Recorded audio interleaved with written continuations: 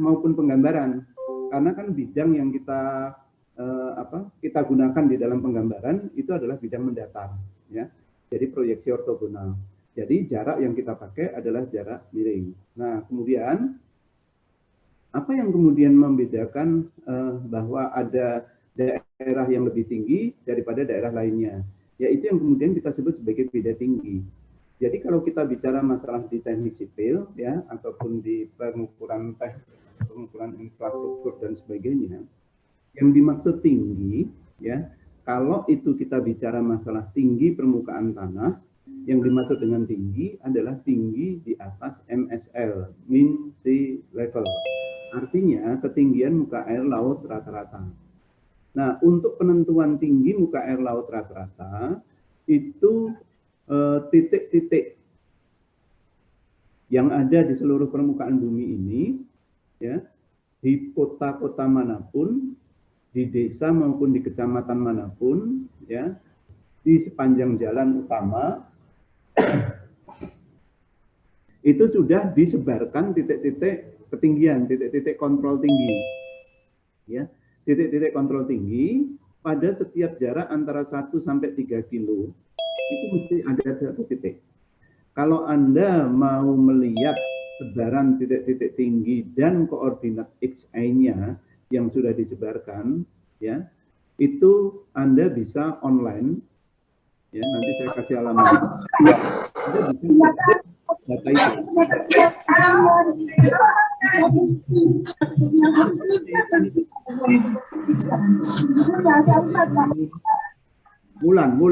Bulan tolong di, Nah, jadi kalau Anda mau lihat tinggi untuk sebaran titik-titik tinggi itu, nanti saya kasih alamat. Anda kemudian tinggal googling aja di situ. Misalnya Anda di Indralaya, tulis saja Indralaya. Nanti kemudian akan keluar bagian wilayah Indralaya. Titiknya itu tersebar di mana saja. Anda bisa cari titiknya. Di situ ada identifikasinya, misalnya terletak di SD apa, atau terletak di kampus apa. Terus kemudian Anda terletak di masjid mana. Nah, masjid itu yang harus Anda cari. Terus kemudian di situ ada identifikasi letaknya di mana, bagian mana, berapa meter dari jalan atau berapa meter dari bangunan. Jadi identifikasi untuk setiap titik yang disebarkan sehingga orang lain bisa mengambilnya. Nah, titik-titik yang disebarkan di seluruh permukaan bumi untuk wilayah di Indonesia itu diambil dari MSL, dari mean sea level. Jadi kalau misalnya kita ya di Sumsel itu ada di Tanjung Buyut, ada di Bangka, dari MSL Bangka itu terus kemudian ditarik ke darat. Untuk menarik itu kita menggunakan namanya water pass, leveling.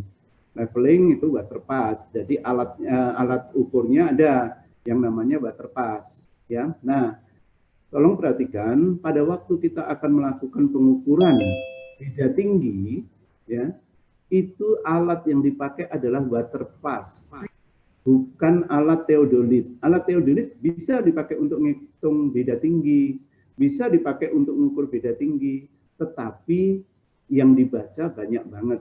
Artinya ada sudut horizontalnya, ada sudut vertikalnya. Nah, itu bikin lama.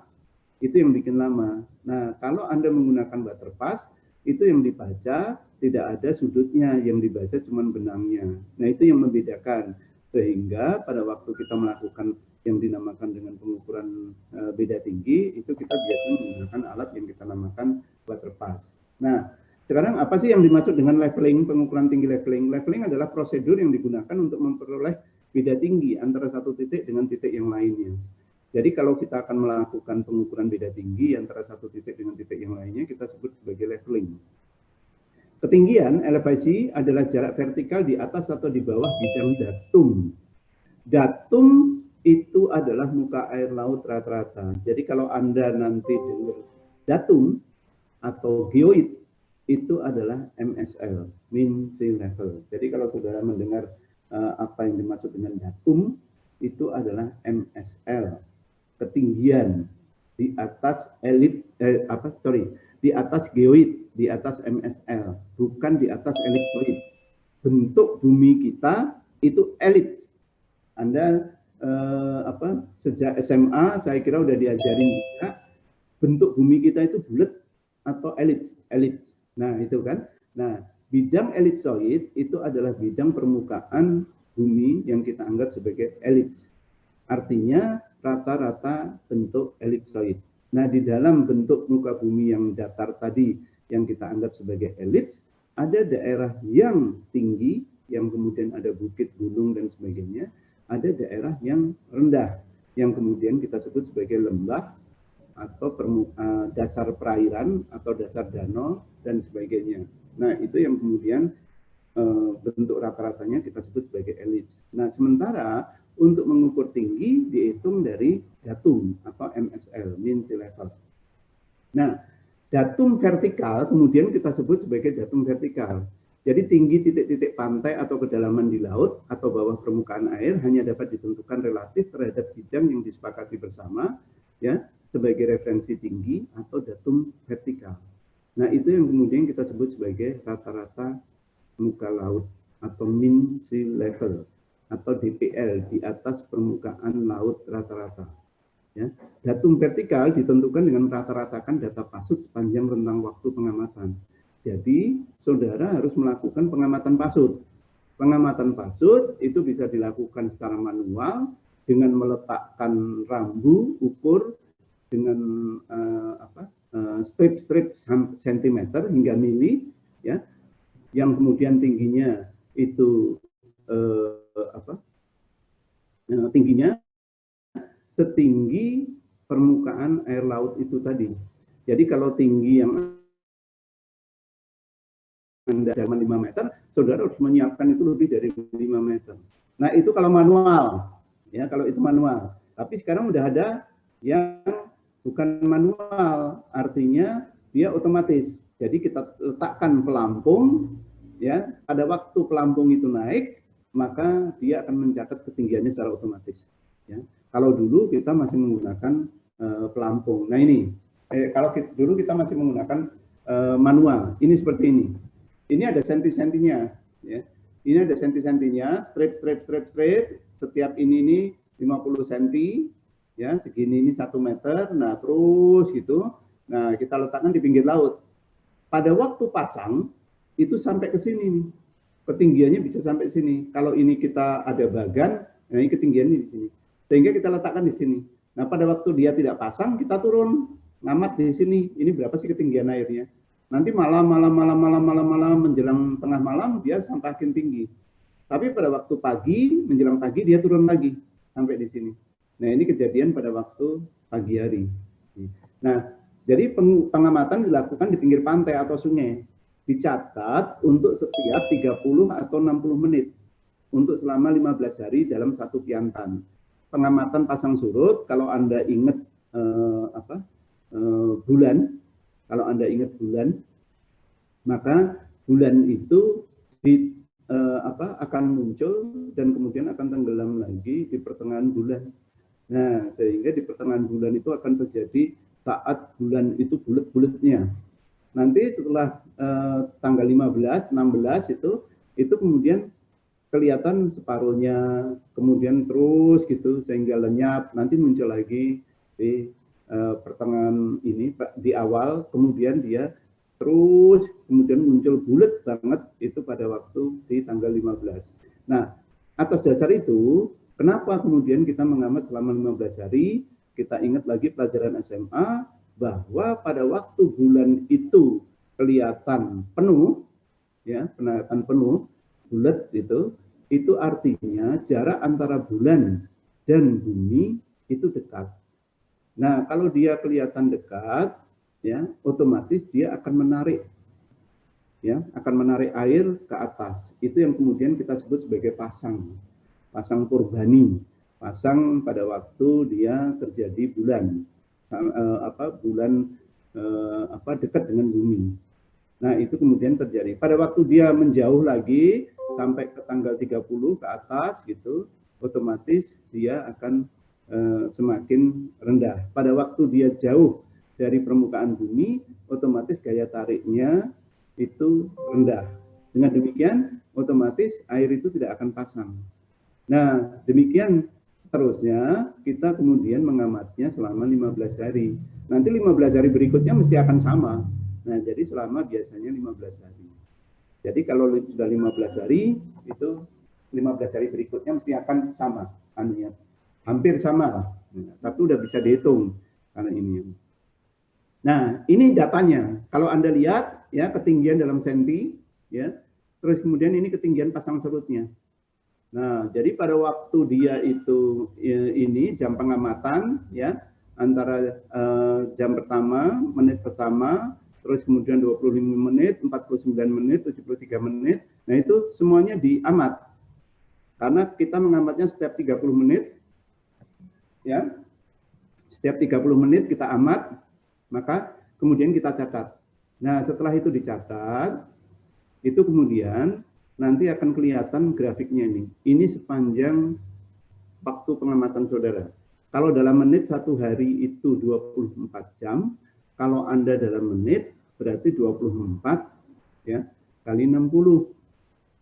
Ya kan, dalam satu hari. Nah, terus kemudian 60 kali 60 tadi dikalikan 15 hari. Nah, sehingga Anda dapat sekian menit dari perkalian antara 60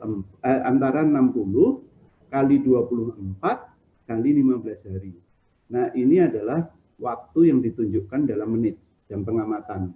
Nah, ini gambarnya seperti ini. Nah, dari sini semua gambar tadi ya itu dibagi menjadi 6 dibagi menjadi 60 dikalikan 24 ya dikalikan 15. Nah, dibagi itu.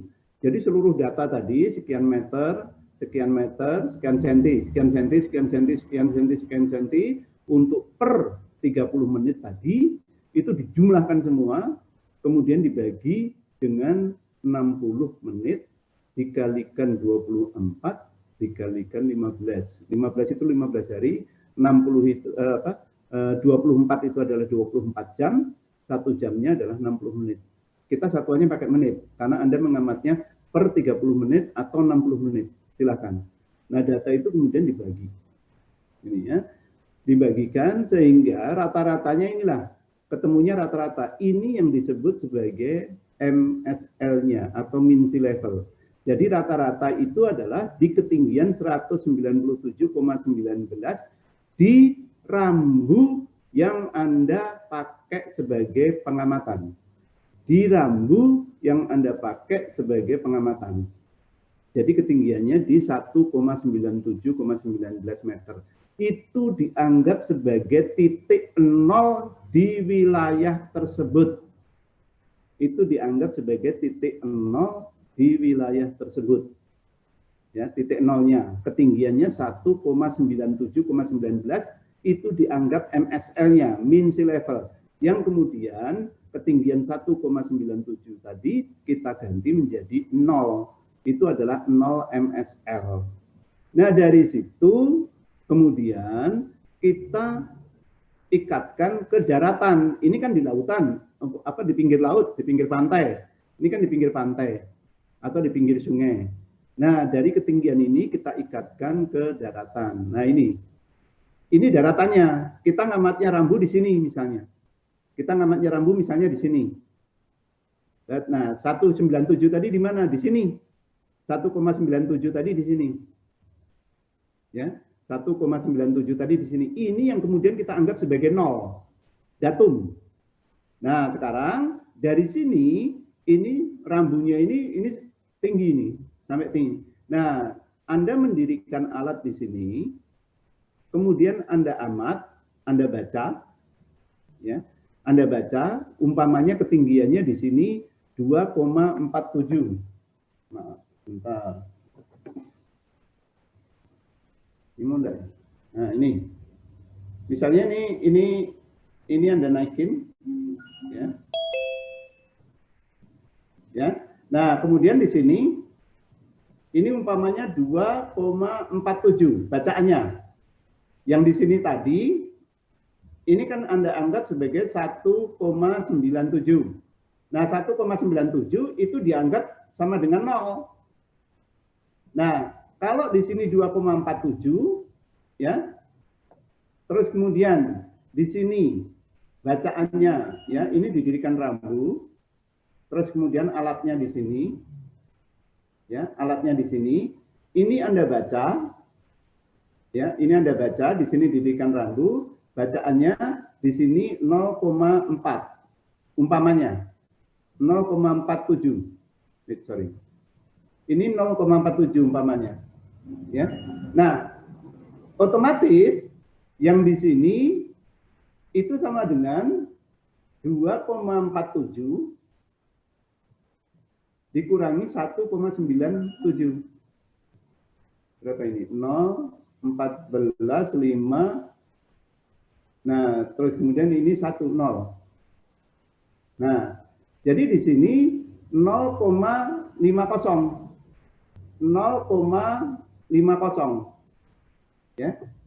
Otomatis kan di sini jaraknya dari sini ini benar enggak? 0, sorry. 2 sorry.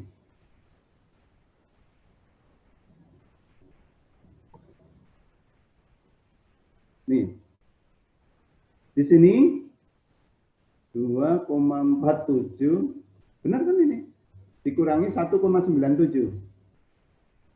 0, 14, ya benar. 14 5 ya. Ini 1, ini 0. Jadi 0,50, sorry. Ini 0,50. Benar kan? Nah, 0,50. Di sini bacaannya 0,47. Berarti itu 0,50 dikurangi 0,47. Nah, ini di sini ketinggiannya itu adalah 0,03 dari MSL dPL. Jadi ketinggiannya adalah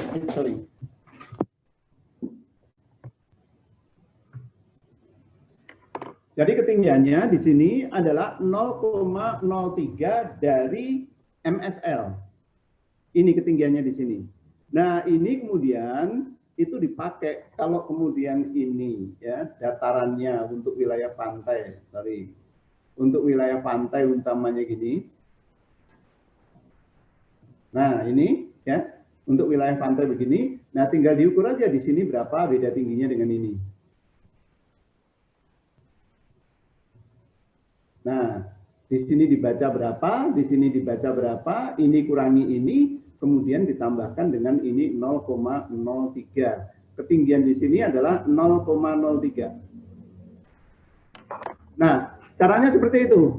Untuk mereferensikan tinggi permukaan bumi kita yang ada di sini, ya, untuk mereferensikan ketinggian yang ada di sini terhadap titik MSL. Jadi ini adalah datumnya. Datumnya ini rata-rata itu 0, itu di ketinggian 1,97 rambu. Ini rambu kita. Ini rambu atau meteran, ya. Nah, ini ketinggiannya di sini 1,97. Kemudian setelah kita rata-rata kan dapatnya 1,97 ini. Nah, tinggi di sini itu dapatnya 2,47 dari sini ke sini. Nah, itu kemudian dikurangi. Ya, sehingga tinggi dari sini ke sini itu perbedaannya cuma 0,50. Nah, itu cara mereferensikan tinggi. Nah, ini yang kemudian dibawa ke daratan. Nah, tergantung bentuk daratannya kayak apa. Nah, itu yang kita referensikan terhadap apa yang disebut sebagai MSL, mean sea level, ya. Nah, kemudian untuk keperluan navigasi digunakan muka air laut terendah. Jadi di sini ada datum terendah, ada rata-rata muka air terendah. Kenapa? Karena kalau ada kapal, kapal itu kan kalau ini kena, itu nggak bisa jalan. Kalau kena pasir atau kena karang, maka itu dipakai yang terendah. Kalau ini terendah, maka kita bisa menjalankan kapal pada ketinggian sekian. Nah, tapi untuk ketinggian bangunan pantai digunakan yang tertinggi, muka air laut tertinggi. Kenapa? Karena pada waktu dia pasang, ini mesti akan tergenang. Nah, sekarang Anda lihat Kalimantan, ya, banjir, itu tergenang air. Kemudian Jakarta, yang diceritakan mau tenggelam, ya, itu karena terus terang aja air pasangnya itu naik terus. Nah, sehingga pada waktu kita merencanakan bangunan itu tidak di atas MSL tertinggi, ya, tidak di atas muka air laut tertinggi, otomatis pada waktu pasang banjir tahunan berapa 40 tahun, 10 tahun, 20 tahun, 30 tahun, 50 tahun, atau sampai 100 tahun, itu akan terlampaui. Kalau itu terlampaui, itu akan tergenang. Sehingga untuk keperluan bangunan-bangunan pantai, bangunan-bangunan di darat, kita menggunakan rata-rata muka air laut tertinggi pada kurun waktu berapa tahun perencanaan. Kalau bangunan itu direncanakan lebih dari 100 tahun, otomatis Anda harus memprediksikan permukaan air laut itu hingga lebih dari 100 tahun. Tapi kalau bangunan itu direncanakan untuk umur layanan 50 tahun, maka saudara memprediksikan untuk pasang tertinggi 50 tahun. Nah, pasang dan sebagainya itu bisa diramalkan, bisa dihitung. Pasang tertinggi, ya, pasang terendah dan sebagainya itu bisa diramalkan. Pada waktu Anda ngamat untuk 15 hari, setelah itu diproyeksikan untuk 10 tahun, 20 tahun, 30 tahun, 50 tahun, dan seterusnya. Ada rumusnya untuk memprediksikan pasang surut tadi. Dengan demikian, dari data pengamatan selama 15 hari, Anda meramalkan proyeksi untuk sekian puluh tahun. Dengan demikian, pada waktu Anda meramalkan untuk bangunan 100 tahun, otomatis bangunan yang harus Anda ambil ketinggian referensi itu harus lebih tinggi dari muka air laut rata-rata pada saat saudara meramalkan. Jadi kalau itu 10 tahun ya kalau itu 10 tahun ya untuk 10 tahun. Kalau itu untuk 100 tahun ya Anda harus menggunakan ukuran tertinggi pasang itu 100 tahun tadi. Sehingga bangunan itu harus Anda bangun di atas rata-rata tertinggi untuk 100 tahun. Kalau Anda melanggar itu atau tidak memperhatikan itu, ya pada waktu nanti terjadi beneran, ya pada waktu itu terjadi beneran, bangunan saudara yang saudara bangun itu mesti akan terjadi kebanjiran, mesti akan tergenang. Nah, ini yang dimaksud dengan beda antara datum. Sekarang saya katakan ini adalah datum MSL, muka air laut rata-rata.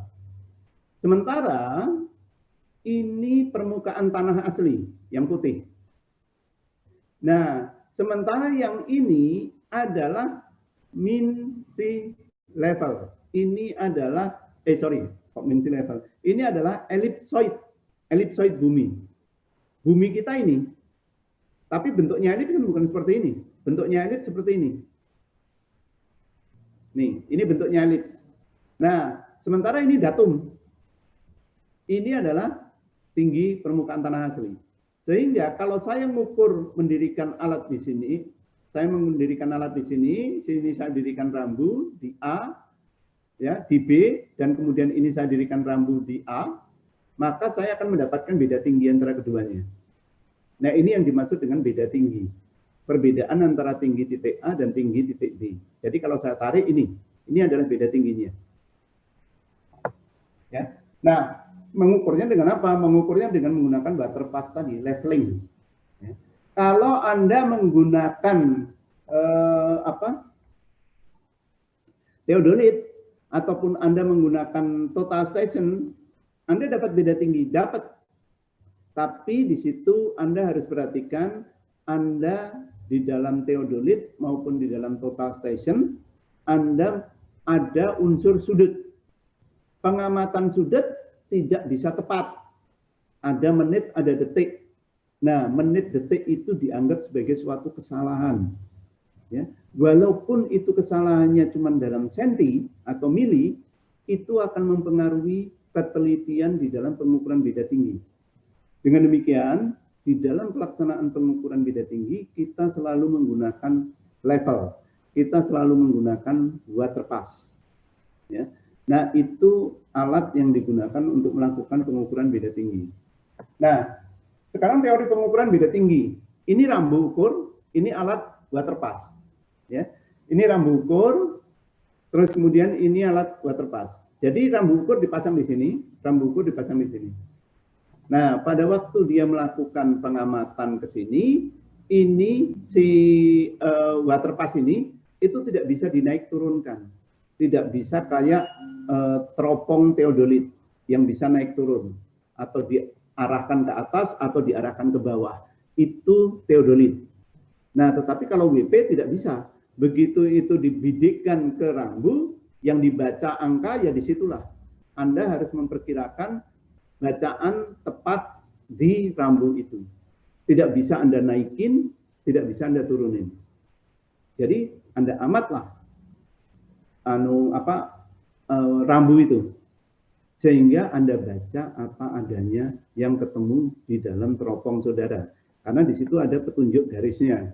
Ada petunjuk garis, garis tengah, kemudian garis atas, kemudian garis bawah. Nah, itu yang kemudian kita sebut sebagai benang tengah, benang atas, dan benang bawah. Perbedaan antara benang atas dan benang bawah itulah yang kita sebut sebagai untuk mengukur, untuk menghitung beda tinggi. Sementara jumlah antara benang atas dan benang bawah kalau dijumlahkan kemudian dibagi dua, bacaannya harus sama dengan benang tengah. Paham ya? Bacaan benang atas, ya, bacaan benang atas di sini dengan bacaan benang bawah itu kalau saudara jumlahkan dibagi dua, bacaannya mesti sama dengan benang tengah. Disitulah yang kemudian, ya, disitulah yang kemudian teknik ini yang digunakan untuk mengecek bacaan saudara benar atau tidak. Kalau bacaan benang atas saudara ditambah dengan bacaan benang bawah, dibagi dua tidak sama dengan benang tengah, berarti bacaan saudara salah. Yang benang atas maupun benang bawah maupun benang tengah. Jadi bacaan benang tengah itu harus sama dengan setengah bacaan benang atas ditambah bacaan benang bawah. Justru disitulah yang dipakai sebagai kontrol apakah bacaan saudara benar atau tidak. Baik ke sini maupun ke sini. Sementara beda tinggi antara titik A dan titik B itu adalah benang tengah di sini dikurangi benang tengah di sini. Jadi bacaan beda tingginya antara titik A dan titik B itu adalah benang tengah di sini dikurangi benang tengah di sini. Artinya apa? Kalau di sini ada membaca benang tengahnya keliru dan kemudian di sini membaca benang tengahnya keliru, maka saudara mesti mendapatkan beda tinggi yang keliru. Jadi kontrolnya seperti itu untuk mengontrol. Untuk itu alat sebelum dipindahkan Anda harus ngecek dulu pada waktu Anda membaca di sini. Si pencatat atau saudara sendiri silahkan Anda mau menyuruh orang untuk mencatat, teman saudara untuk mencatat, atau saudara sendiri untuk mencatat, silahkan. Tapi pada waktu Anda baca, itu benang atas ditambah benang bawah dibagi dua harus sama dengan bacaan benang tengah. Kalau itu keliru, tolong diulang satu kali lagi. Jadi alat itu belum dipindahkan, alat itu tetap masih di situ. Baru setelah benar, alat itu baru Anda putar untuk membaca yang di sini. Silakan, Anda mau yang di sini dulu, mau yang di sini dulu, silakan. Atau Anda mau yang di sini dulu, atau yang mau di sini dulu, silakan. Untuk mengontrolnya. Nah, jadi data-data daripada semua itu nanti kalau dihubungkan semacam ini. Ini adalah kontur ketinggian dari tinggi WP yang Anda baca tadi. Nah, jadi akan seperti itu. Ini adalah alat pengukurannya. Ya, alat pengukurannya seperti ini. Kalau Anda lihat, ini cuma bisa diputar 360 derajat mendatar. Ini. Nah, terus kemudian skrup ini dan skrup ini ada 3 skrup. Ini untuk meletakkan nivo kotak ini. Ini walaupun bulat, ya, walaupun bulat, itu namanya nivo kotak. Istilahnya nivo kotak. Nah, itu akan terbaca. Kalau nivo nivonya itu air raksa itu sebenarnya. Air raksa itu adalah air raksa. Kalau itu udah ada diletak di sini, di tengah-tengah ini, otomatis ini udah seimbang. Kalau ini udah seimbang, otomatis ini udah bisa membaca. Nah, sementara yang ini itu hanya dipakai untuk melihat di rambunya tadi, di targetnya. Targetnya biasanya rambu. Nah, ini dipakai untuk melihat targetnya tadi. Kalau Anda melihatnya dari sini, jangan dari sini. Untuk melihat bahwa itu sudah satu garis lurus dengan target, itu di sini. Karena di sini ada segitiga. Jadi kalau kita menembak, itu namanya teleskop itu. Kayak di atasnya teleskop itu. Nah, itu kita lihat di situ. Untuk menempatkan bahwa rambu itu sudah ada di situ. Jaraknya bisa sampai 500 meter. Jaraknya bisa sampai 500 meter. Ya. Nah, tapi biasanya titik-titik di dalam pengukuran STA itu biasanya 100 meter, 100 meter. Jadi 0, 100, 200, 300, 400, dan seterusnya. Biasanya seperti itu. Dengan demikian, kalau alat itu saya letakkan di antara 2 titik 100 tadi, maka jarak dari alat waterpass ini ke rambu sebelumnya dan ke rambu berikutnya, itu jaraknya adalah 50 meter, 50 meter. Kalau dijumlahkan kan jaraknya dari titik 1 sampai ke titik 2 itu 100 meter. Nah, caranya melihat seperti itu. Nah, ini lensa yang ada di tengah ini itu dipakai untuk melihat benangnya tadi. Untuk melihat benangnya tadi. Nah, sehingga kita bisa melakukan pengamatan kalau sudah mengamat itu dalam satu garis lurus, kemudian kita melihat ini rambunya di sini, di teropong itu, ya. Nah, jadi teknik pengaturannya gampang. WP itu paling gampang. Pokoknya masukkan nivo ini, air raksa ini ke dalam lingkaran itu. Di situ kan kelihatan di sini. Itu masukkan di sini. Cara paling mudah, ya, itu adalah Anda membentuk segitiga. Jadi kalau ini sekrup, itu bentuklah segitiga kayak gini. Ini sekrup A, ini sekrup B, dan ini sekrup C. Anda berdiri di sini. Atau Anda berdiri di sini. Atau Anda berdiri di sini. Silakan. Ya, tidak ada aturan, tetapi paling mudah adalah Anda berdiri di sini, Anda berdiri di sini, atau Anda berdiri di sini. Kemudian, pada waktu kita sudah membentuk segitiga ABC, atur aja. Yang pertama Anda atur adalah yang AB. Kalau saudara berdiri di sini, yang pertama Anda atur adalah yang AB. Nah, ini diputar bersama-sama. Bersama-sama itu maksudnya, kalau Anda muternya itu ke arah dalam, itu dalam semua. Kalau Anda arah keluar, keluar semua. Jadi, arahnya seperti itu. Nah, pada waktu ini Anda putar, ini mesti akan bergerak. Nivo ini mesti akan bergerak. Ya, dia ke sini, ya, atau pokoknya dia biasanya bergerak ke sini. Nah, biasanya kalau saya ini bergerak ke sini sudah, ini bergerak. Nah, ini bergerak ke sini, sudah kita berhenti. Nyekrup AB-nya kita berhentikan. Nah, kalau udah di sini, yang sekrup ini yang Anda gerakkan. Anda gerakkan, dia akan masuk ke sini. Nah, caranya seperti itu. Itu cara yang paling mudah. Jadi sebenarnya ini A dan B itu untuk menggerakkan ini ke muter sini. Nah, kalau ini udah sampai di sini, ya, air raksa ini, itu sampai di sini, itu otomatis Anda hentikan ini. Gerakan dari AB ini. Anda tinggal gerakkan ini. Ini akan masuk ke sini. Otomatis seperti itu. Kalau ini udah masuk ke sini, artinya alat itu sudah seimbang. Alat itu sudah seimbang dan itu siap untuk dilakukan untuk pengukuran. Tapi kalau alat ini belum masuk ke dalam sini, artinya alat itu belum seimbang. Apakah bisa dipakai? Bacaannya nggak pernah akan pas. Artinya benang atas ditambah benang bawah itu mesti tidak sama dengan setengah benang tengah. Tidak sama dengan benang tengah. Jadi benang atas tambah benang bawah, Anda bagi dua, mesti tidak ada sama dengan benang tengah. Mesti tidak akan sama. Karena apa? karena bacaannya masih meleset. Dia belum seimbang, dia belum sejajar.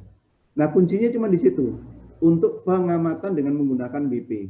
Nah, WP ini dipakai untuk apa aja sih? Selain dipakai untuk mengukur permukaan tanah beda tinggi, untuk mengukur jalan itu pakai WP.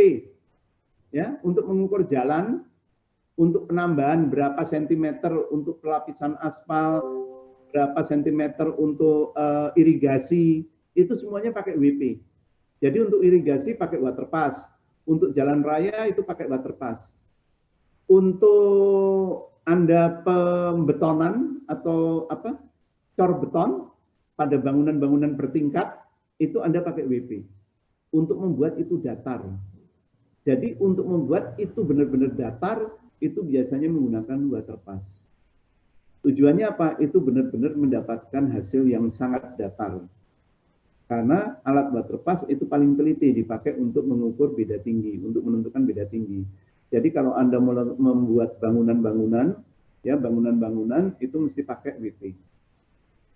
Jadi tingkat pertama, kemudian tingkat kedua, kemudian tingkat ketiga, itu pada waktu pengecoran itu pelurusannya atau levelannya atau untuk menyamakan beda tingginya itu biasa dipakai WP. Bukan teodolit, tapi untuk menentukan tiang pancang biasa pakai teodolit. Karena dia sampai ke lantai 75, lantai 35, lantai 30 dan sebagainya itu pakai teodolit. Nah, tetapi kalau dipakai untuk lantai, ya, untuk meratakan lantai, untuk meratakan jalan aspal dan sebagainya, itu bukan teodolit, tetapi pakai WP, waterpass. Nah, itu caranya ini. Nah, ini yang saya katakan rambu ukur tadi. Kalau Anda membaca rambu ukur ya, kalau Anda membaca rambu ukur di situ, Anda bisa lihat di sini, ya. Ini ada rambu segini ini 5 cm. Segini ini 1 cm. Ya. Satu gini ini adalah 1 cm. Ini 1 cm, ini 1 cm, ini 1 cm, ini 1 cm. Nah, sehingga kalau kita hitung 1, 2, 3, 4, 5. Terus kemudian di sini huruf E lagi. 1 cm, 1 cm, 1 cm, 1 cm, 1 cm. Berarti ini 5 lagi. 1, 2, 3, 4, 5. Ya. Sehingga satu gini ini 10. Ini 5 cm, ini 5 cm, 10. Sehingga kalau ini di sini ada tulisannya ini seperti ini, 21. Ini maksudnya yang rata ini di angka 2. Ya, di angka 2. Terus kemudian di sini, ini kan 10 cm tadi, berarti ini 2,1. Ya. Nah, itu caranya baca seperti itu. Ini yang dimaksud benang, ini benangnya. Ini benangnya, di sini ada seperti ini. Nah, pada waktu Anda mau membaca, benang itu harus ditempatkan di sini, di tengah ini. Jadi Anda bisa putar, di situ ada alat pemutarnya, untuk menggerakkan si benang itu supaya tengah. Dengan demikian Anda membidiknya ini sudah masuk ke sini, ya, teropong itu sudah masuk ke sini, pakai yang di atas tadi, pakai nivo yang di atas, paling atas tadi. Setelah itu sudah masuk sini, oke, baru Anda membaca yang nivo di bawahnya yang benar-benar masuk target. Ini teropongnya, ya, yang benar-benar pada lensa okulernya, lensa untuk pengamatan benangnya. Tapi kalau sebelum itu nggak usah lihat di okulernya itu, tapi lihat di atasnya tadi. Kan ada nivo kecil yang segitiga itu, yang bentuknya segitiga. Jadi kalau saya ini, ya, saya gambarkan di sini, ini bentuknya seperti ini. Nah, ini yang di atas. Ini kan teropongnya, ini teropongnya. Nah, ini ada di atas itu, yang kecil itu. Terus kemudian di sini ada. Nah, ini untuk meletakkan ini masuk ke sini target. Nah, sementara kalau ini sudah masuk ke target, oke, baru Anda membaca nivo yang teropong yang ada di bawahnya, di dalam di bawahnya itu. Nah, itu Anda baca, Anda akan mendapatkan bacaan di sini. Itu kemudian Anda tepatkan. Nggak usah tepat-tepat banget. Ini di sini benangnya juga nggak apa-apa. Benangnya agak ke sini juga nggak apa-apa. Mau ditempatkan di garis ini nggak apa-apa. Terus kemudian ininya ditempatkan di sini. Nah, ini tidak perlu Anda tepatkan di sini. Tapi kalau Anda mau tepatkan bisa. Ini Anda tarik ke sini dengan menggunakan pemutar itu. Di situ ada pemutarnya. Nah, itu. Nah, ini. Sorry. Nah, ini adalah pemutar, ya. Ini adalah pemutar untuk menggerakkan ini ke kanan atau ke kiri. Pemutar ini. Ya. Nah, sementara nivo ini itu dipakai untuk menggerakkan benangnya. Nivo ini dipakai untuk menggerakkan benangnya, tapi nivo ini, putaran ini, bukan nivo, putaran ini dipakai untuk menggerakkan ini ke kanan ataupun ke kiri. Bentar.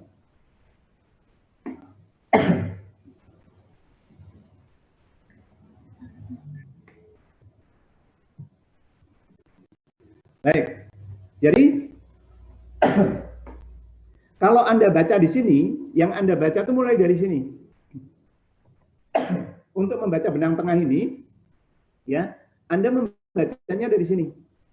20, ya. Terus kemudian untuk membaca benang tengah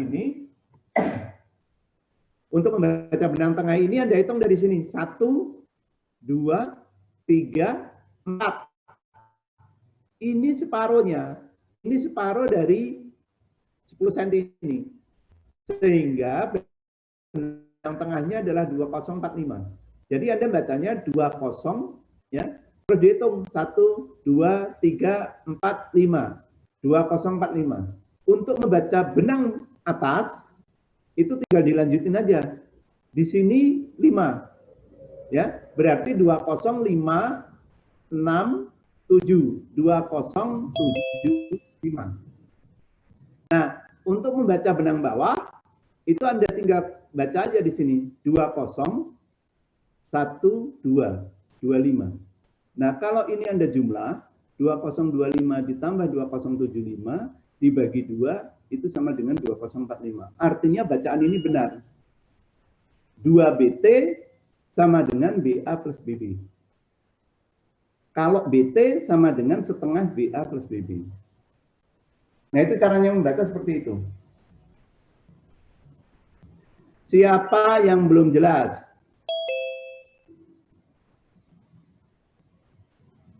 Siapa yang belum jelas?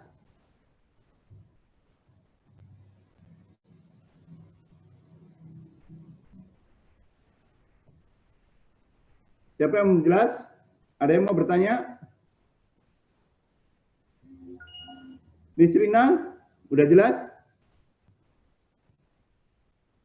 Jelas, Prof. Ya. Delia? Jelas, Prof. Ya. Wilman, udah jelas? Jelas, Prof. Oke, ya. Jadi gampang bacanya. Nah, ini teknik pengukuran. Untuk melakukan pengukuran, saudara coba letakkan di sini di antara dua rambu.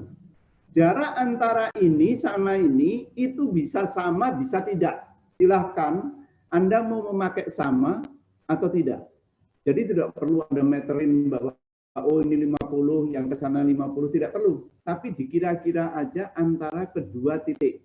Anda bisa meletakkan di antara ini atau Anda bisa meletakkan alat itu di sini. Alat itu bisa Anda letakkan di sini, kemudian Anda bidik ke sana. Anda bidik ke sana. Jadi tidak perlu harus di tengah-tengah. Tidak harus di tengah-tengah persis, tapi Anda itu bisa meletakkan di sini, kemudian Anda bidik ke sana, dan kemudian Anda bidik ke sana. Tetapi jaraknya di antara kedua titik tadi.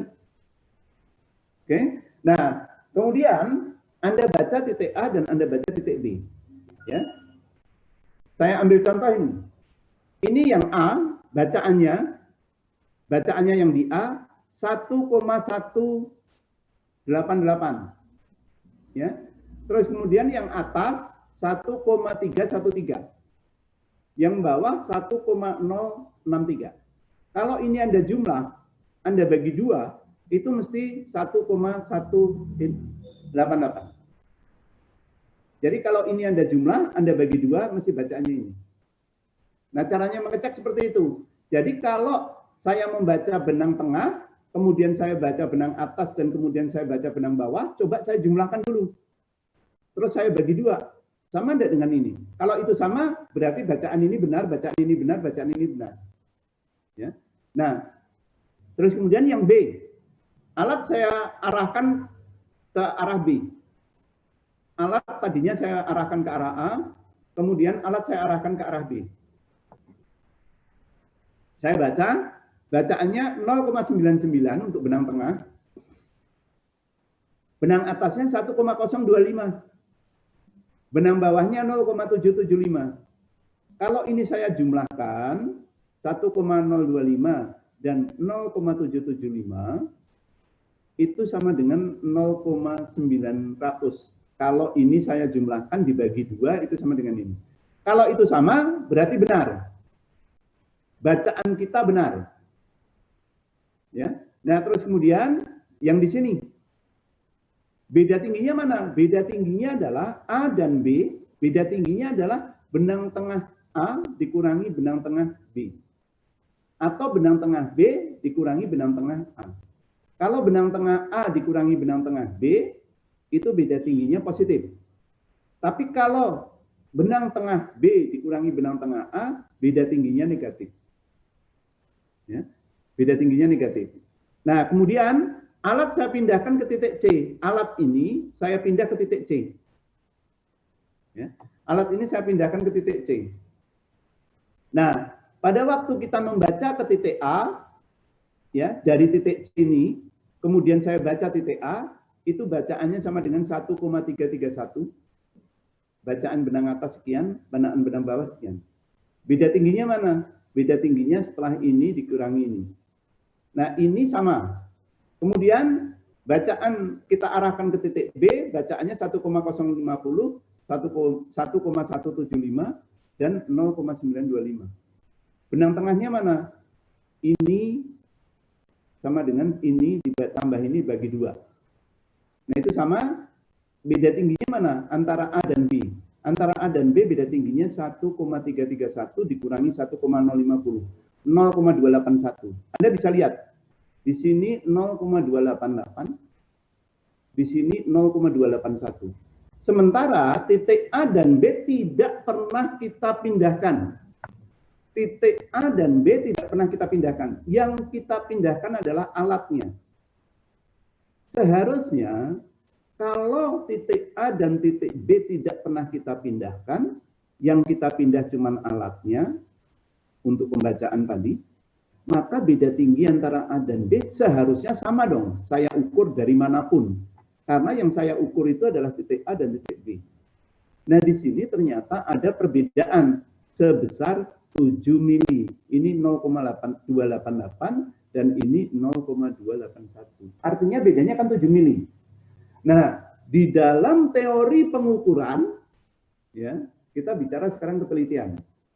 Di dalam teori pengukuran, untuk 1 kali berdiri alat, artinya saya berdiri di sini, ya, itu kemudian saya membaca benang atas, benang bawah, beda tinggi antara ini, bukan beda tinggi, sorry, pembacaan benang antara benang atas dan benang bawah, itu kalau dikurangkan, itu harus sama dengan persis.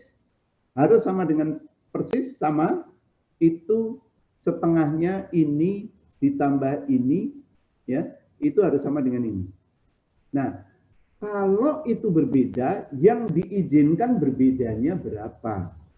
Nah, itu. Yang diizinkan berbedanya tidak boleh lebih dari 4 mili. Jadi ini ditambah dengan ini dibagi 2, itu ini boleh 1,184. Ini boleh 1,92 maksimal. Artinya dia kesalahannya 4 mili.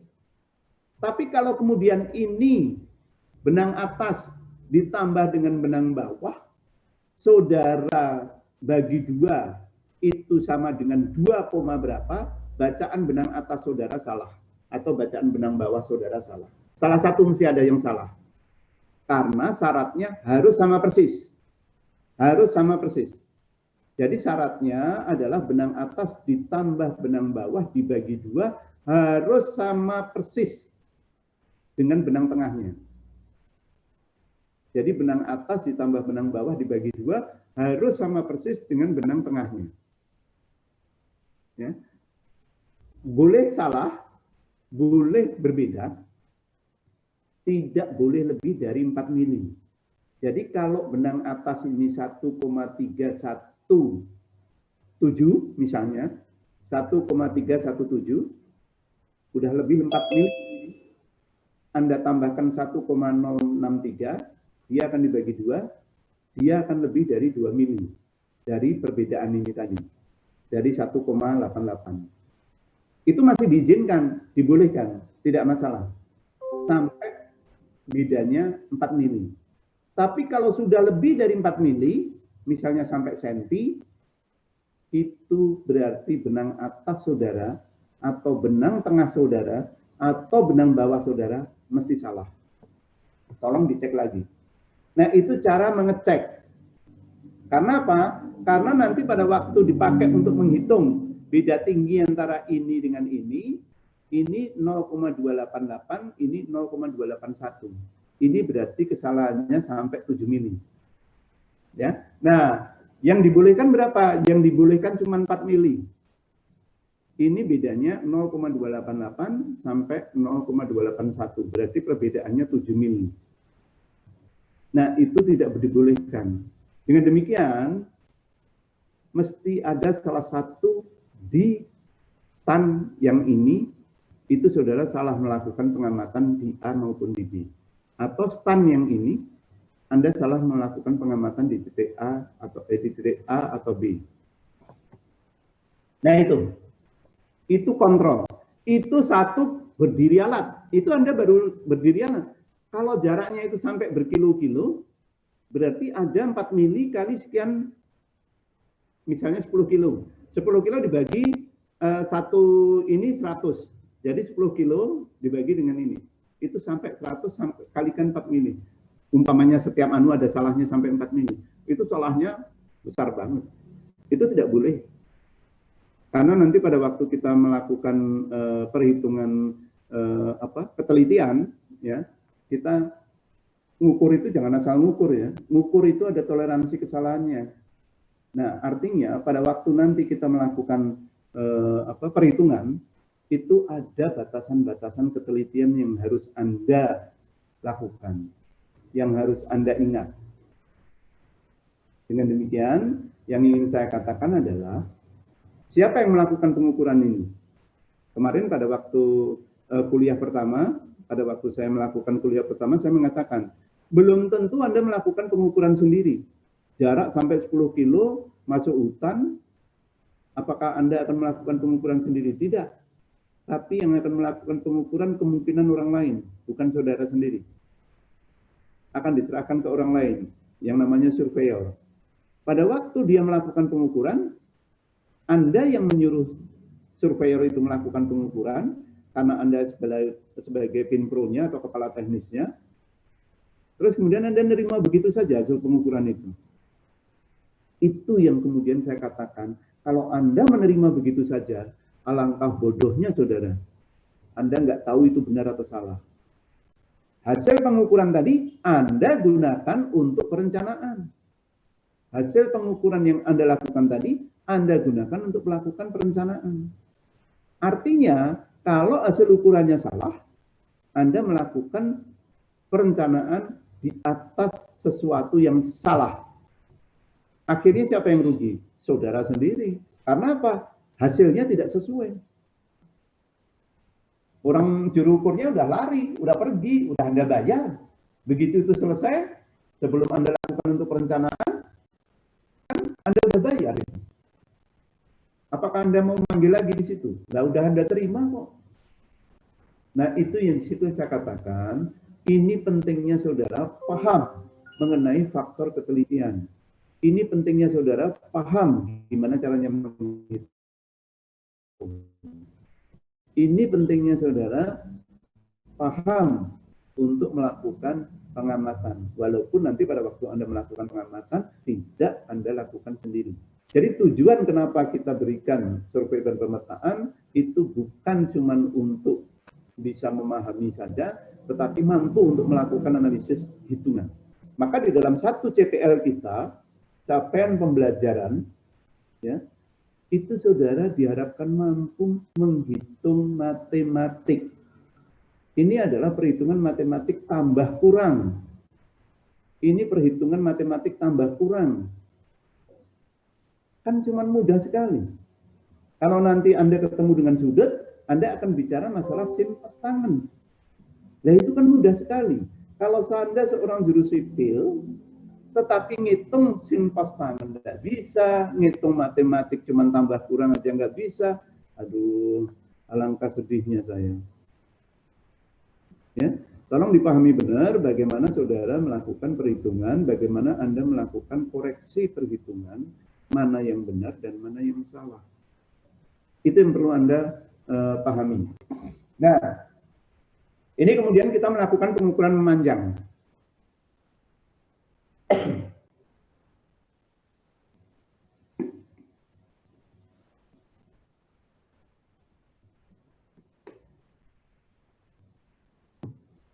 Nih, kalau Anda melakukan pengukuran memanjang dari BM1 ke BM2, atau dari STA 0 plus 70 ditambah STA 0 plus 270, artinya jarak antara BM1 ke BM2, di sini STA 0 plus 70, di sini STA 2 plus 70, jaraknya adalah berapa?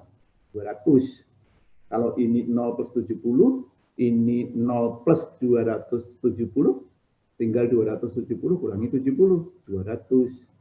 Kan begitu aja. Ini BM1, STA-nya 0 plus 70. Ini BM2, STA-nya 2 plus 70. Berarti jarak antara sini ke sini itu 200. Ya. Nah, sekarang kita membaca BM1 itu karena panjang dan daerahnya begini, ya, berbukit dan sebagainya, maka kita potong-potong per STA. Di sini 125, di sini 68, di sini 85, di sini 78. Jarak nggak sama. Jaraknya tidak sama, tapi biasanya sama. Di sini 100, ini 100, ini 100, ini 100. Tapi kalau itu tidak bisa dijangkau per 100, maka dia dipotong-potong seperti ini. Jarak dari BM1 ke titik ini 125. Jarak dari sini ke sini 68. Jarak dari sini ke sini 85. Dan jarak dari sini ke sini 78. BM2.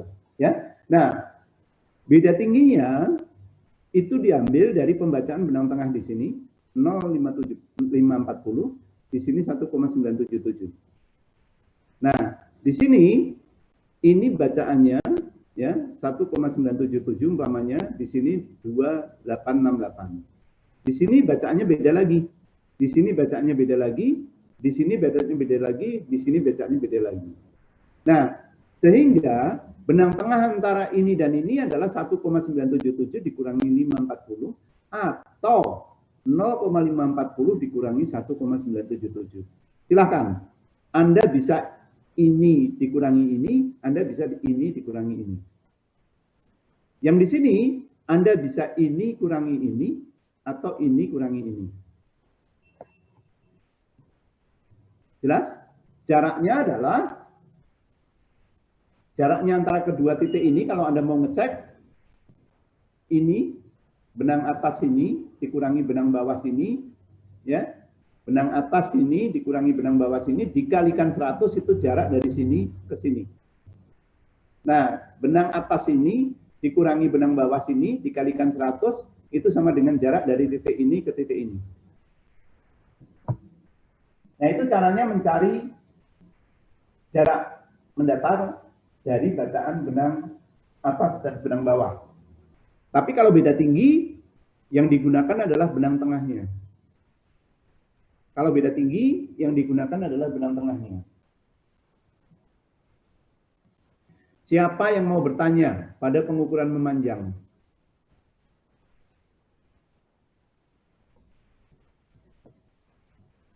Videla? Videla jelas? Jelas, Prof. Dimas? Jelas, Dimas? Pak.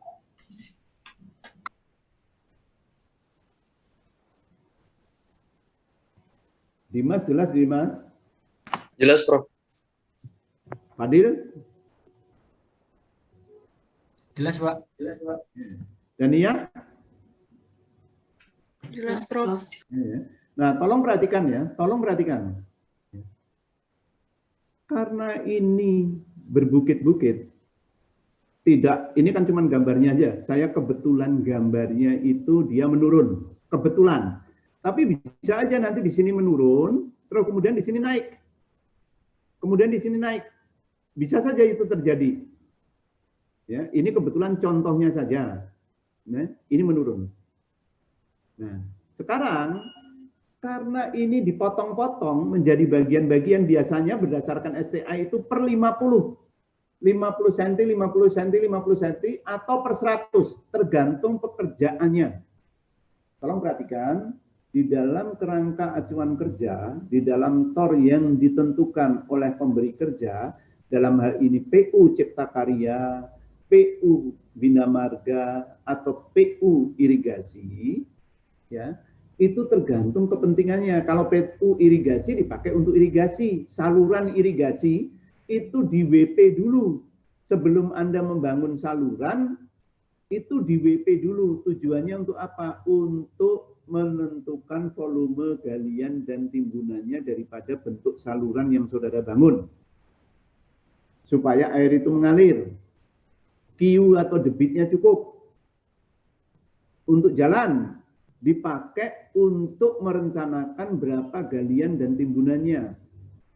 Kemiringan dari jalan itu berapa? Kemudian timbunannya berapa? Kemudian lapis agregat dasar berapa? Lapis agregat kedua berapa? Lapis agregat kedua berapa? Tujuannya untuk merencanakan agregat-agregat timbunan itu tadi. Kalau untuk jalan. Tapi kalau untuk saluran irigasi, untuk menentukan berapa volume galian dan timbunannya untuk saluran irigasi tadi. Kalau untuk perpipaan, dipakai untuk mengukur kemiringan daripada pemasangan pipa tadi, supaya air itu mengalir. Karena pipa itu ditanam, ya, pipa itu ditanam. Sehingga Anda harus rencanakan dulu dari permukaan tanah yang tidak beraturan tadi. Paham ya? Nah, itu tujuannya kenapa dilakukan pengukuran water pass memanjang. Untuk mengetahui beda tinggi. Tujuannya untuk menghitung volume galian dan timbunan. Oke? Nah, sekarang tolong perhatikan. Tolong perhatikan. Ini, kalau Anda berjalan dari BM1 ke BM2, tolong perhatikan, kalau Anda berjalan dari BM1 ke BM2, Anda melakukan pengukurannya ini ke sini, terus kemudian membaca belakang. Kemudian alat ini dipindahkan ke sini. Anda membaca ke sini, depan, dan kemudian Anda membaca ini belakang. Kemudian alat ini saudara pindahkan ke sini. Anda membaca ini depan, Anda membaca ini belakang. Paham ya? Apa yang ingin saya katakan? Ini bacaannya 0,540. Pada waktu kedudukan di sini, ini bacaannya 0,540. Di sini 1,977. Beda tinggi antara BM1 dan titik 1, itu adalah 0,540 Anda kurangi 1,977. Atau 1,977 dikurangi 0,540. Silahkan. Anda mau balik ini dulu dikurangi ini, atau ini dulu dikurangi ini, silahkan. Tidak ada larangan. Pada waktu Anda itu mendirikan alat di sini dan membaca titik ini, itu bacaannya 0,982. Ya. Terus kemudian membaca titik ini, bacaannya 2,868. Beda tingginya mana? Beda tingginya ini dikurangi ini, atau 2868 dikurangi 0,982. Beda tingginya. Ya. Bacaannya mesti beda, karena alatnya Anda dirikan di sini kan tidak sama tinggi dengan ini. Alat yang Anda dirikan di sini tidak bisa Anda menyamakan dengan yang ini. Nggak bisa. Mesti bacaannya beda. Nah, dengan demikian, beda tinggi antara BM1 ke BM2 itu adalah beda tinggi antara titik BM1 ke ini ditambah antara beda tinggi antara ini dan ini. Ditambah beda tinggi antara titik ini dan ini. Ditambah beda tinggi antara titik ini dan ini. Dengan demikian, apa yang ingin saya katakan, tolong perhatikan, kalau Anda di titik sini itu sudah ini muka dikurangi belakang, di titik ini Anda juga harus muka kurangi belakang. Di titik ini juga mencari beda tingginya harus muka kurangi belakang. Di titik ini mencari beda tingginya juga harus muka kurangi belakang. Paham ya? Karena apa? Karena ini kalau 0,540 Anda kurangi dengan 1,977, hasilnya adalah minus. Tapi kalau 1,977 dikurangi 540, hasilnya positif. Kalau Anda terbiasa dengan besar kurangi kecil, maka saudara mesti akan mencari bacaan yang besar dulu dikurangi yang kecil. Itu salah di dalam perhitungan. Itu salah di dalam perhitungan beda tinggi. Ya, sekali lagi saya katakan, itu salah di dalam perhitungan beda tinggi. Kebiasaan itu adalah kebiasaan yang salah di dalam perhitungan beda tinggi. Yang dipakai di dalam perhitungan beda tinggi adalah arah depan kurangi belakang atau belakang kurangi depan. Dalam satu jalur, ini BM1 ke BM2 itu namanya satu jalur.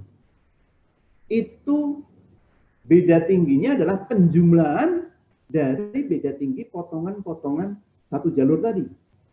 Kalau di dalam satu jalur itu Anda menghitung beda tingginya adalah depan kurangi belakang, maka dalam satu jalur itu harus semuanya depan kurangi belakang, depan kurangi belakang. Kalau dalam satu jalur yang potongan-potongan tadi, penghitungan beda tinggi antara satu selah, satu kedudukan alat itu dinamakan satu selah, itu belakang kurangi depan, maka yang lain juga harus belakang kurangi depan, belakang kurangi depan. Sehingga pada waktu itu dijumlahkan, itu kalau dia ketemu plus, dia akan ditambah, kalau dia ketemu negatif, dia mesti akan dikurangi. Paham? Itu yang harus saudara perhatikan. Tolong siapa yang masih belum jelas. Karena begini, begitu saya kasih soal dengan bacaan yang saya acak, ya, begitu saya kasih soal dengan bacaan yang saya acak, masih banyak sekali yang melakukan kesalahan. Jadi saya kemudian jadi tanda tanya. Ini kan yang terus terang aja yang saya ajarkan atau yang saya kasihkan ini adalah logika berpikir. Ya, logika berpikir. Bukan bagaimana saudara menghitung besar kurangi kecil, besar kurangi kecil, kecil kurangi besar dan sebagainya, bukan itu, tapi logika berpikir. Gitu loh. Jadi kalau dalam satu jalur itu dipotong-potong dalam beberapa selah, terus kemudian bacaannya itu ada yang besar, ada yang kecil, ada yang kecil, ada yang besar, ada yang besar, ada yang kecil, berbalik-balik acak itu, cara yang paling mudah saudara adalah depan kurangi belakang, atau belakang kurangi depan, belakang kurangi depan. Sehingga dalam satu jalur itu sama persis semua. Kalau depan kurangi belakang, yang selah kedua juga harus depan kurangi belakang. Kalau Anda menggunakan belakang kurangi depan, maka yang selah kedua juga harus belakang kurangi depan. Nah itu yang saya katakan logika berpikir. Bahwa untuk menghitung beda tinggi antara satu jalur, ya, dengan beberapa selah di dalamnya. Selah itu satu kali berdiri alat. Satu kali berdiri alat ini disebut selah. Ya. Satu kali berdiri alat ini disebut selah. Nah, ini satu selah. Ini satu selah. Ini satu selah. Nah, kalau dari sini sampai ke sini itu jalur. Ya, itu satu jalur. Dipotong beberapa selah. Kenapa dipotong beberapa selah? Ya, alat itu mampunya yang teliti itu cuma 100 meter. Dia bisa sampai 500 meter, tetapi yang teliti 100 meter. Sehingga dia biasanya batasan ke 100, 100, 100, 100, 100. Dalam satu selah 100, 100. Makanya ada STA 1 plus 700, STA yang kedua 1 plus 800, 1 plus 900, 2 plus 0.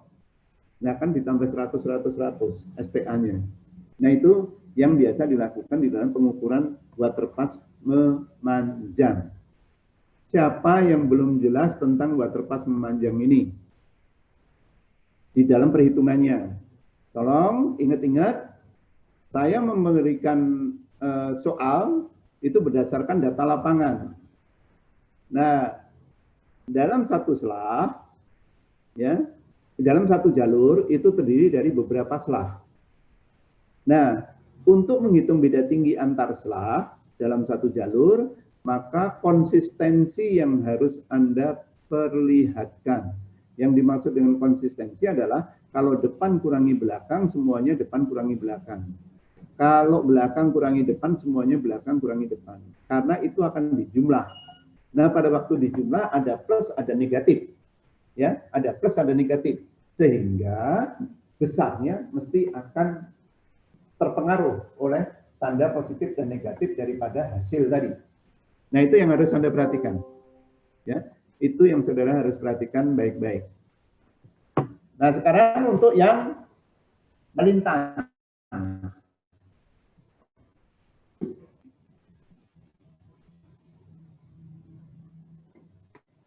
Sekarang untuk yang melintang. Melintang itu dilakukan untuk pengukuran sungai, pengukuran jalan, pengukuran saluran irigasi. Tujuannya itu. Kenapa? Pada waktu kita melakukan pengukuran melintang, itu dipakai untuk mengetahui lebarnya perencanaan. Lebar kondisi existing dan lebar perencanaan. Jadi hasil pengukuran daripada pengukuran melintang itu digunakan untuk merencanakan lebar jalan, merencanakan lebar saluran, ya, merencanakan lebar pipa, galian pipa. Itu tujuannya, kenapa harus dilakukan pengukuran melintang. Melintangnya di mana? Melintangnya di setiap STA tadi. Di setiap potongan-potongan selah. Jadi 1, 2, 3, itu setiap satu itu diukur melintang. Di titik 2 diukur melintang. Di titik 3 diukur melintang. Melintangnya berapa? Tergantung dari kerangka acuan kerja, tergantung dari perencanaan saluran. Saluran Anda mau direncanakan berapa? Saluran jalan lebar jalan saudara mau direncanakan berapa? Lebar jalan saudara jalan tol itu akan direncanakan 20 meter. Maka pengukuran melintangnya biasanya lebih dari 20 meter. Misalnya 30 meter. Sehingga ada spare 5 meter ke kiri, 5 meter ke kanan. Perencanaan jalan saudara mau direncanakan berapa? 6 meter. Berarti ada spare, ya, ke kirinya 5 meter, ke kanannya 5 meter. Sehingga Anda mengukur penampang melintang itu selebar daripada perencanaan yang akan Anda gunakan. Kan bagian-bagian daripada jalan, ya. Kalau bagian-bagian dari jalan, itu as jalan, itu tengah-tengahnya, ya. Nah, kemudian bagian dari ini, daerah milik jalan itu yang kemudian kita sebut sebagai damija, daerah milik jalan, ya. Kemudian ke kiri, itu misalnya 5 meter, lebar jalan misalnya 10 meter. Maka ke kiri dari as 5 meter, ke kanan dari as 5 meter. Berarti lebarnya 10. Setelah jalan, ada sanitasi, ada gorong-gorong, ada salurannya untuk air. Nah, itu kemudian ada perencanaan untuk airnya, kiri dan kanan. Setelah di situ ada kemudian daerah yang tidak boleh dipakai karena kemudian kalau ada kecelakaan dan sebagainya tidak akan kena. Maka kemudian dipakai spare-nya itu tadi yang kemudian kita sebut sebagai daerah milik jalan, tetapi dia merupakan daerah peri-peri atau pinggiran atau keamanan untuk jalan tadi. Nanti pada perencanaan jalan Anda akan dikasih tahu mana yang namanya damija, mana yang namanya as jalan, mana yang namanya badan jalan, mana yang namanya saluran irigasi atau saluran saluran drainase, mana yang namanya saluran drainase dari bagian jalan. Nah, itu perlu dilakukan melintang ya sepanjang jalur perencanaan tadi. Untuk perencanaan ini yang disebut sebagai route survey. Route survey itu survei jalur. Jalur itu bisa jalur irigasi, bisa jalur jalan raya, bisa jalur jalan tol, bisa jalur perpipaan. Itu yang kemudian disebut sebagai route survey. Survei untuk jalur. Ya. Nah, bagaimana saudara melakukan? Makanya kenapa di tengah-tengah itu kemudian sudah ada titik-titik tadi. Tujuannya apa? Titik-titik tadi sebagai ikatan untuk mendapatkan ketinggian. Karena dari titik-titik sepanjang jalur memanjang, ya, sepanjang jalur memanjang, saudara akan mendapatkan titik ketinggiannya. Di dalam pengukuran WP tidak ada koordinat, yang ada adalah ketinggian. Nah, sehingga di BM1 tadi Anda lakukan melintang ke sana. Selebar yang dibutuhkan. Nah, pada waktu saudara mendapatkan bacaan di sini, Anda dapat benang tengahnya. Anda dapat benang atas, benang bawah. Kemudian rambu itu diletakkan di titik 1. Anda baca benang tengah, benang atas, benang bawah. Rambu diletakkan di titik 2. Anda baca benang atas, benang bawah. Rambu diletakkan di titik 3. Anda baca benang atas, benang bawah. Alat tidak pernah saudara pindah. Alat tidak pernah saudara pindah. Dalam pengukuran melintang, alat tidak pernah dipindah. Dalam pengukuran memanjang, alat selalu berpindah-pindah. Dalam pengukuran memanjang, alat selalu berpindah-pindah. Dalam pengukuran melintang, alat tidak pernah berpindah. Pada waktu Anda mengamat di BM1, maka alat tetap di sini. Rambu yang berpindah. Yang pegang rambu yang berpindah. Rambu atau target 1, 2, 3, dan seterusnya sampai di sini. Sampai sepanjang yang diperlukan. Nah, yang ingin saya katakan apa? Berapa beda tinggi untuk yang melintang? Karena target yang pertama itu tidak pernah berpindah, maka beda tinggi di titik 1 adalah bacaan benang tengah BM1 dikurangi bacaan benang tengah titik 1. Bacaan benang tengah titik 2, titik BM1 dikurangi bacaan benang tengah titik 2. Bacaan benang tengah BM1 dikurangi bacaan benang tengah titik 3. Dengan demikian, yang ingin saya katakan adalah pada pengukuran melintang, pada perhitungan melintang, maka BM1 adalah target. Nanti pada waktu Anda melakukan pengukuran melintang untuk BM2, maka BM2 adalah target. BM1, BM2, BM3 itu adalah melintangnya.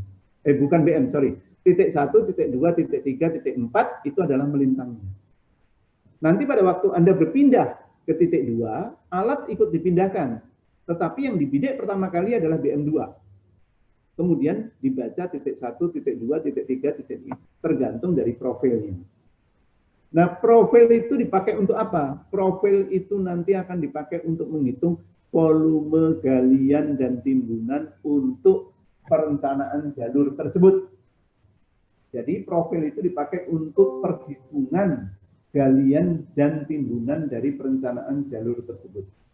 Kalau itu untuk jalan, dipakai untuk perencanaan timbunan aspalnya. Kalau itu untuk jalan, dipakai untuk perencanaan timbunan agregatnya, dan seterusnya. Nah, tujuan untuk menghitung, kenapa harus pakai itu?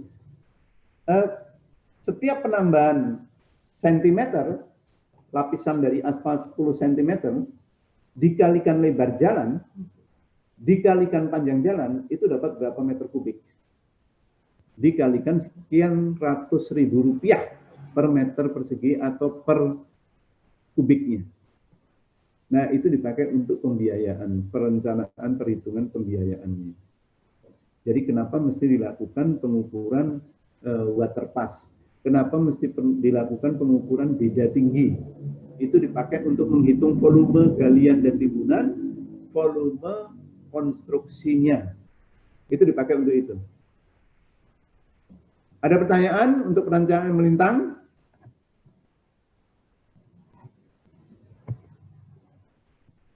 Siapa yang masih belum jelas? Ya. Siapa yang masih belum jelas untuk pengukuran water pass?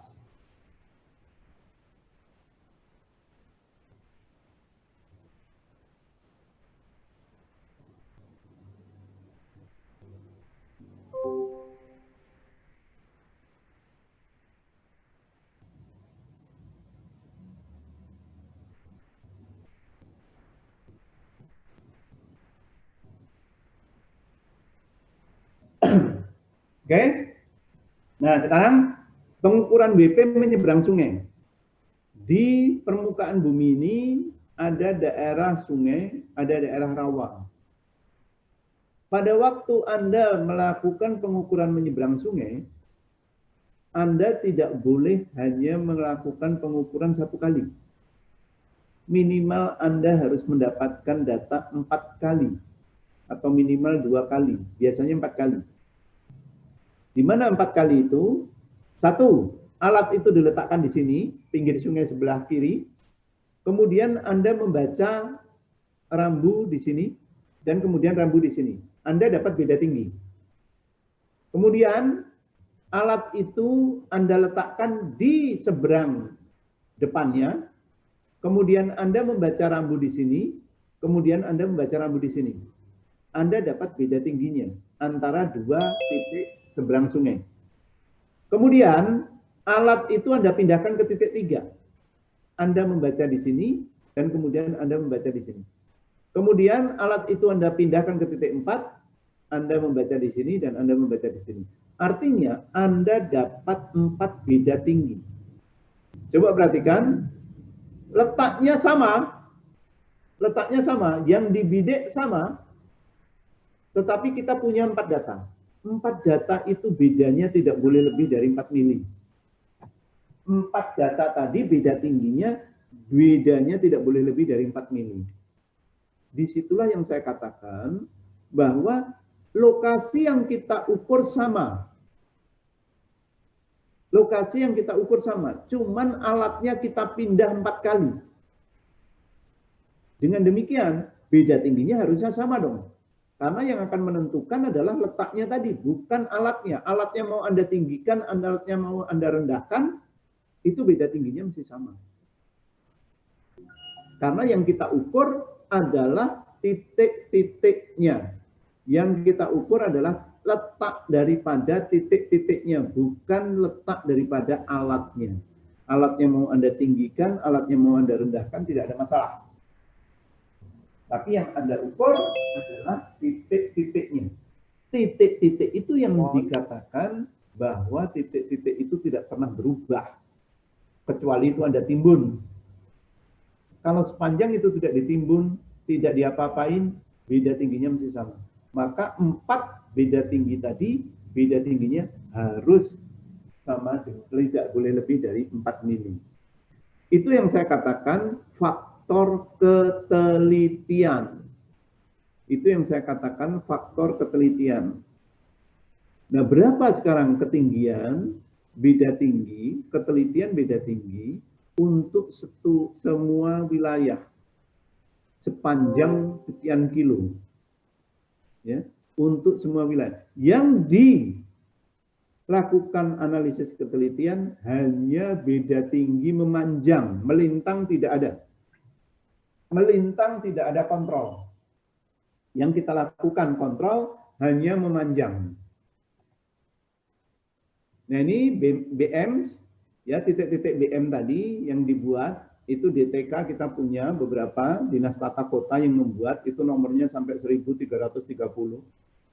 Nah itu membuatnya dari sini. Kita di Unsri kemarin saya katakan itu di lapangan bola, terus kemudian di Indralaya kita ada di lab air, di perpustakaan, kemudian di pintu air di luar, maupun kemudian di Taman Firdaus. Itu kita udah sebarkan. Nah, itu artinya Anda bisa melakukan itu sebagai kontrol, sebagai titik untuk melakukan pengamatan. Jadi kalau saya anukan di sini ya,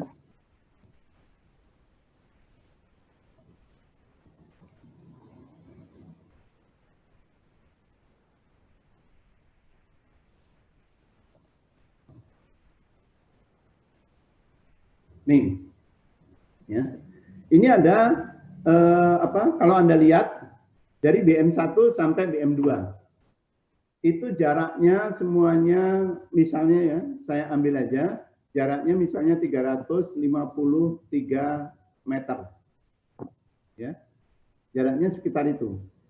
Ketelitian untuk semua jumlah ini, beda tinggi antara ini, itu tidak boleh lebih, ya, dari 20 mili akar D. Tidak lebih dari 2 mili akar D. Tidak boleh lebih dari 5 mili akar D. Berarti 5, 2, 20 itu untuk 1 kali berdiri. Jadi kalau itu 5 mili, berarti pada waktu Anda mengukur alat itu ada di sini, Anda ukur beda tinggi ini ke sini, kita minimal ada 2, tidak boleh cuma 1. Minimal kita melakukan pengukuran 2 kali. Di sini ini pertama dikurangi ini, kemudian membaca lagi, bacaannya mesti lain, tidak akan sama, ya. Membaca lagi, beda tinggi antara ini dan ini tidak boleh lebih dari 5 mili. Jadi ada 2 sepasang, ya, ada sepasang beda tinggi itu tidak boleh lebih dari 5 mili. Itu 1 kali berdiri alat.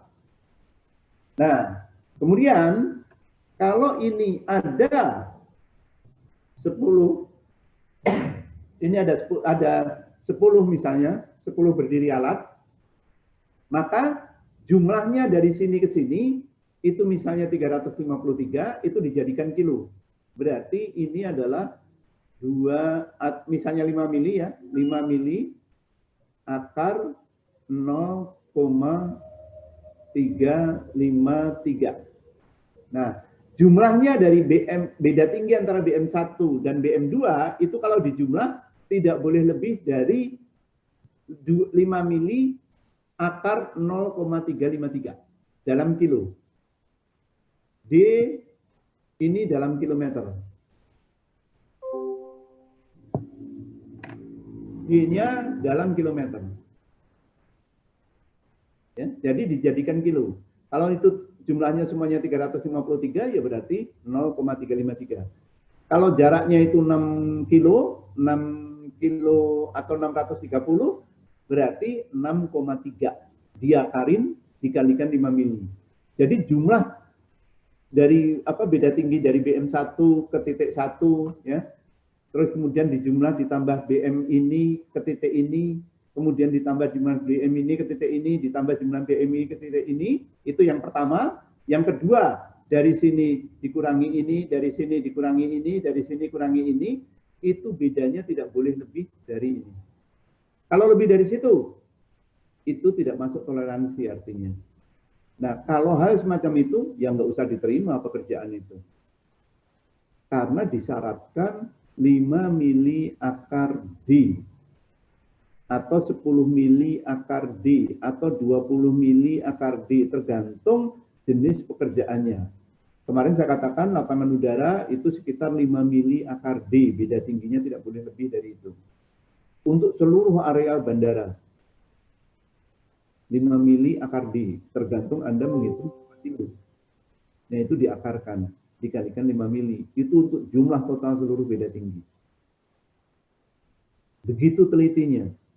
Ya, begitu telitinya. Dengan demikian, ngukur itu tidak asal ngukur. Ada batasan toleransi ketelitian. Yang menyuruh ngukur siapa? Saudara, orang sipil. Kenapa Anda nyuruh ngukur?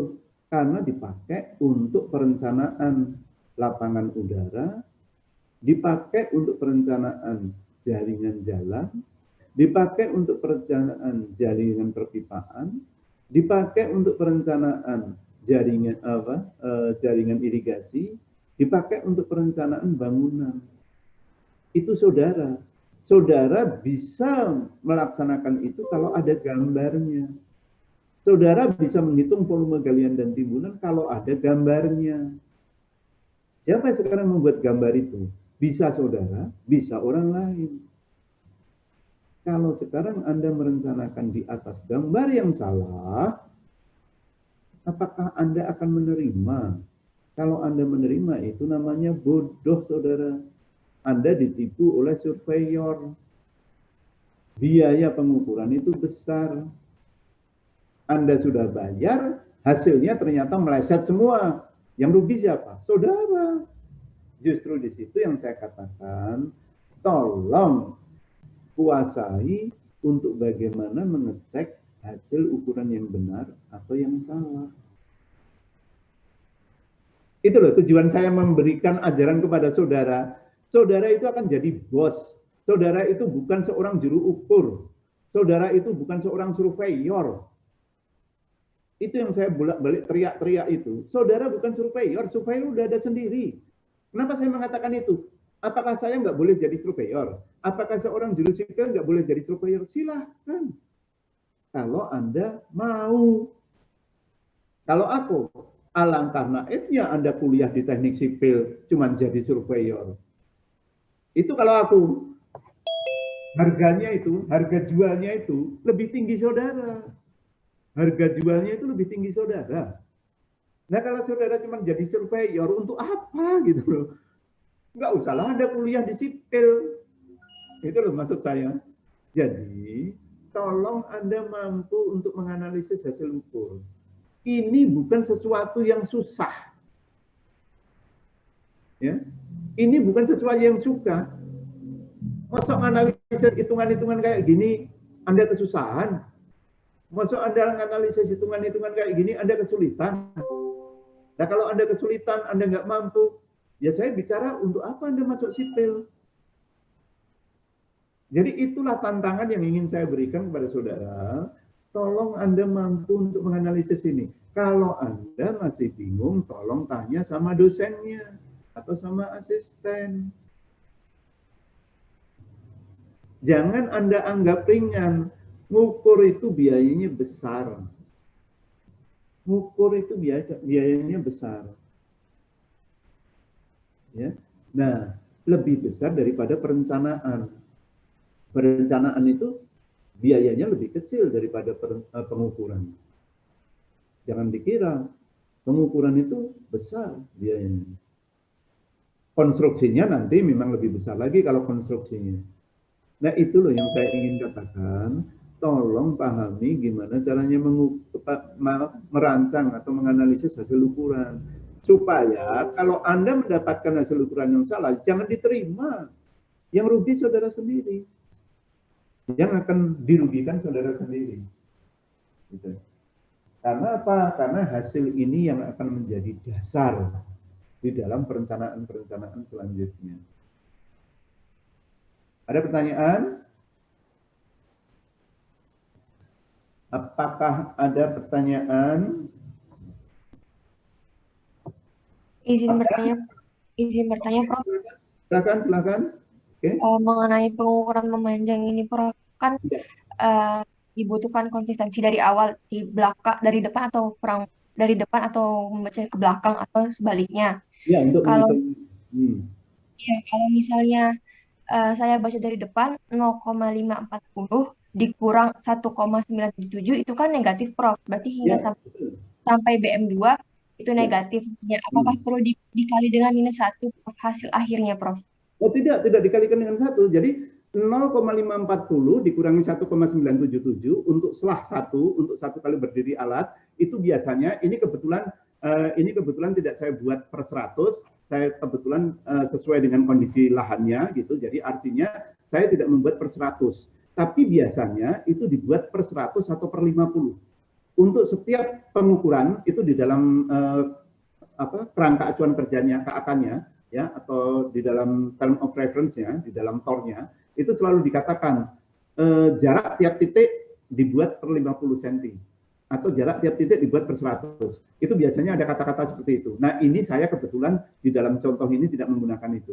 Nah, satu selah itu di BM1 dikurangi dengan titik 1, ya, titik 1 ini, itu kalau Anda sudah menghitung 0,540 dikurangi 1,977, yang di sini Anda juga harus 0,982 dikurangi 2868. Ya, di sini juga harus Anda yang sini dikurangi sini. Sehingga pada waktu dijumlahkan, ini kan hasil dari BM1 ke BM2, itu kan penjumlahan dari ini, ditambah ini, ditambah ini, ditambah ini. Nah, sehingga kalau dijumlahkan, itu adalah ini dikurangi yang terakhir ini. Sama saja. Ya. Nah, ini sehingga jumlahnya akan menjadi, kalau ini negatif, ini negatif, ini negatif, berarti dia akan menurun. Kalau menurun ini berarti kan memang dari sini tinggi ke rendah, itu menurun. Mesti hasilnya negatif. Tapi kalau Anda menghitungnya dari sini, dari rendah ke atas, itu berarti kalau ini dikurangi ini dikurangi ini, otomatis kan ini dijumlah dengan ini ditambah dengan ini ditambah dengan ini. Mesti hasilnya positif. Artinya apa? Naik. Jadi kalau tingginya itu BM1, ya, itu adalah 50 meter dari MSL, kemudian ditambah dengan beda tingginya, misalnya 3,4, berarti 50 dikurangi 3,54. Berarti kan menurun. Tapi coba, kalau Anda balik sekarang, di sini, ya, ininya 50, ya, terus kemudian yang ini dapatnya ini, di sini mesti akan naik. Jadi 50. Jadi penambahan dari sini, tambah ini, tambah ini, tambah ini, tambah ini. Nah, tergantung. Biasanya tergantung yang diketahui, ketinggian yang pertama itu yang diketahui yang di sini atau yang di sini. Kalau ketinggian yang pertama diketahui itu adalah yang di sini, itu lebih baik yang sini kurangi ini kurangi ini kurangi ini. Sehingga tinggal ketinggian BM1 sama dengan tinggi ini ditambah dengan ini. Jadi ditambah itu tetap rumusnya tetap tambah, tetapi hasilnya ini kan negatif misalnya. Nah, itu mesti negatif sama plus itu kan jadi negatif. Tapi kalau kemudian positif sama min itu jadi negatif, positif sama positif itu jadi positif. Kan seperti itu aja. Jadi yang saya maksud pada pengukuran memanjang itu konsistensi dari depan ke belakang. Nah, beda tinggi yang ini ditambah ini, ditambah ini, ditambah ini, kita akan mendapatkan beda tinggi total. Beda tinggi total. Nah, itu yang kemudian harus Anda cek. 5 mili akar D. Totalnya itu adalah D-nya tadi. Sehingga dari sini ke sini, beda tingginya itu berapa? Nah, kalau dia lebih dari 5 mili akar D, lebihnya apalagi banyak sekali, misalnya 5 mili akar D, D-nya itu tadi misalnya saya tadi 0,353 ya, umpamanya sebentar, saya lihat kalkulator. 0,353 itu kalau akar. Oke. Nah, akar 0,353.